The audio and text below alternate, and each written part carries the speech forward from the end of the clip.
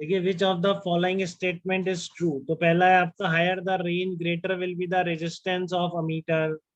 ये स्टेटमेंट सही है क्या, बताओ, आपने ये पढ़ा भी अभी, आई माइनस आई जी और ये सब चीजें, ठीक है ना। आई जी इंटू आर जी कॉन्स्टेंट है, तो आप रेंज बढ़ाते हैं तो आपका शंट रेजिस्टेंस कम होता है, शंट रेजिस्टेंस कम होता है तो ओवरऑल रेजिस्टेंस कम होता है। तो अगर रेंज बढ़ेगी तो ओवरऑल रेजिस्टेंस कम होगा कैलवेलोमीटर, ठीक है ना। How higher the range greater will be the resistance of ammeter, तो मीटर का रेजिस्टेंस और बढ़ेगा नहीं, रेंज बढ़ाने पे तो रेजिस्टेंस और कम होगा। तो स्टेटमेंट 1 फॉल्स हो गया है। स्टेटमेंट 2 क्या कह रहा है, to increase the range of metre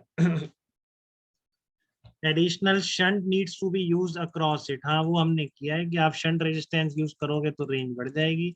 तो सेकंड स्टेटमेंट तो आपका ट्रू है, बट फर्स्ट स्टेटमेंट आपका फॉल्स हो गया, ठीक है। कि रेंज बढ़ाते हो तो आप मीटर का रेजिस्टेंस कम करते हो, ठीक है ना, बढ़ाते नहीं।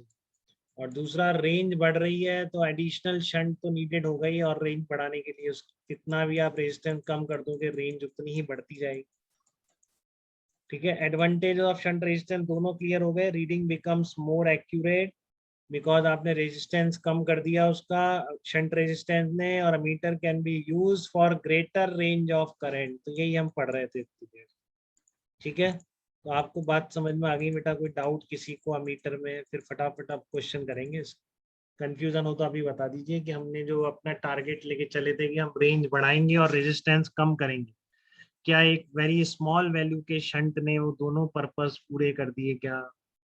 अगर किसी को इसमें डाउट हो तो बताइए, ठीक है।